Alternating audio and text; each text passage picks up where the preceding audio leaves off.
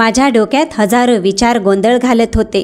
माझ्या भावांनी मला घराबाहेर काढून दिलं, तेच भाऊ ज्यांच्यासाठी मी माझं तारुण्य झिजवलं, ज्यांच्या मुलांच्या हसण्यासाठी मी स्वतःच्या मुलांच्या स्वप्नांना गहाण टाकलं. आणि माझी आईही गप्प राहिली. तीच आई जी नेहमी म्हणायची, तू माझा अभिमान आहेस, माझी ताकद आहेस. पण त्या रात्री तिने एकही शब्द उच्चारला नाही, ना थांबवलं ना हाक मारली. आणि मी तिच्या त्या शांततेत माझा अंत शोधत राहिलो.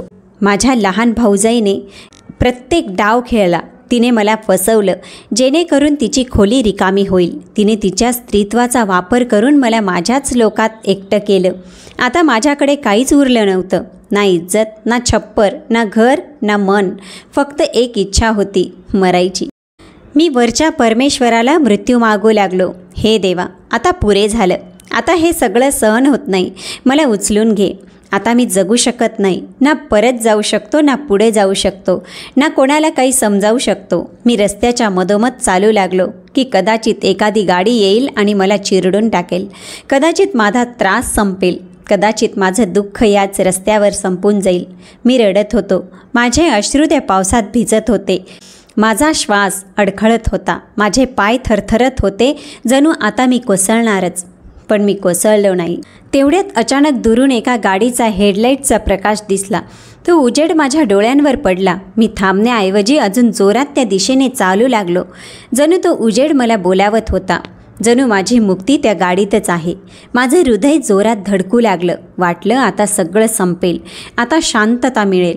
पण त्या कल्पनेच्या उलट ती गाडी अगदी माझ्या समोर येऊन थांबली. मी हादरलो, कारण मी कधी कल्पना केली नव्हती की एवढ्या वेगात येणारी गाडी इतक्या अचानक थांबेल. मग त्या गाडीचा दरवाजा उघडला. एक बाई बाहेर आली.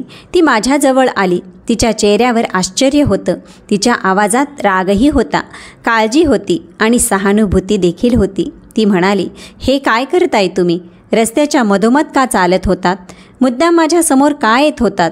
तुमच्या आयुष्याला काही किंमत नाही का? तुम्हाला स्वतःला मरायचं आहे का? ती बोलत राहिली, पण मला काही ऐकू येत नव्हतं. मी फक्त तिच्याकडे पाहत राहिलो. जणू एखाद्या अनोळखी व्यक्तीनं माझं अंतर्मनाची हाक ऐकली होती. माझ्या ओठांवरून एक शब्दही निघाला नाही. मी फक्त तिथं दगडासारखा उभा राहिलो. आणि मग अचानक माझ्या डोळ्यांसमोर अंधार पसरला. माझ्या शरीराने साथ देणं थांबवलं आणि मी बेशुद्ध होऊन कोसळलो. त्यानंतर काय झालं ते मला आठवत नाही. मला तिथून कुणी उचललं, कुठे नेलं काहीच माहीत नाही. जेव्हा माझे डोळे उघडले तेव्हा मी एका मऊशार गादीवर होतो. इतकी मऊशार गादी कधीच अनुभवली नव्हती. खोलीत मंद प्रकाश होता आणि एक शांतता होती.